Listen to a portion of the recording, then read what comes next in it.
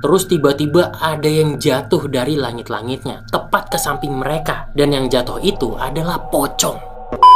Siapa di sini yang kadang-kadang suka dengar suara-suara aneh dari langit-langit? Hati-hati, takutnya kayak yang dialami sama Vida. Yang suka cerita horor sini kumpul, yang penakut mendingan skip aja. Jadi, cerita ini dialami oleh Vida dan ibunya ketika Vida ini masih kelas 6 SD. Saat itu, Vida dan keluarganya baru aja pindah ke perumahan klaster yang baru gitulah di Bekasi. Bisa dibilang, Vida sama keluarganya ini adalah keluarga-keluarga yang paling awal menempati perumahan tersebut. Jadi, kondisinya itu masih sepi, masih banyak yang dibangun, dan masih ada pohon-pohon gede gitu. Tepat di belakang rumahnya Vida, itu bahkan ada pohon-pohon bambu yang cukup lebat. Dari awal-awal pindah, ayahnya ini udah ngewanti-wanti, jangan keluar rumah malam-malam. Pintu rumah kunci terus, dan kalau ada suara-suara aneh ataupun hal-hal lain, itu jangan dipeduliin. Minggu pertama ya udah baik-baik aja, tapi memasuki minggu kedua, Vida dan keluarganya itu mulai ngedenger ada suara-suara aneh, baik dari langit-langit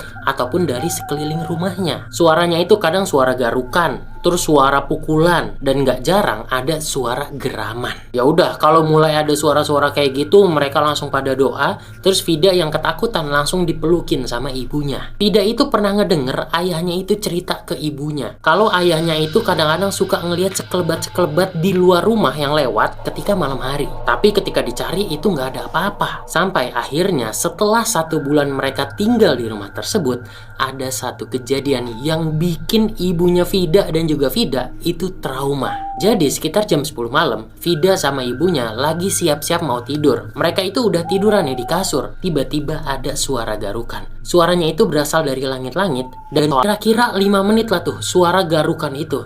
Tapi tiba-tiba suara garukan itu berhenti dan berubah jadi suara geraman. Suara geraman itu kayak gini nih.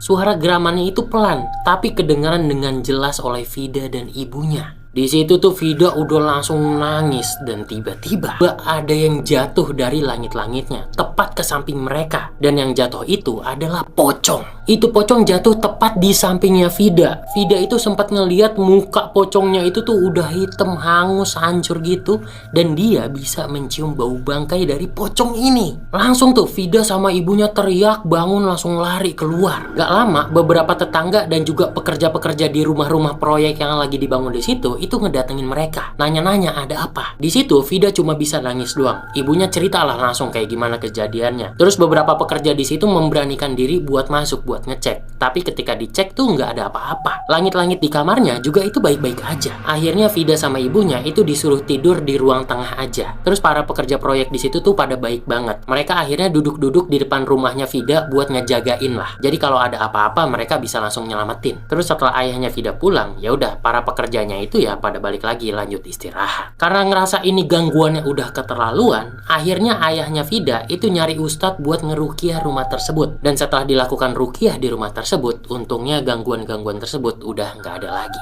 Buset, bener-bener serem banget ya. Ada pocong jatuh dari langit-langit tepat ke sampingnya. Kalau misalkan gue yang ngalamin itu, kayaknya gue udah pingsan sih.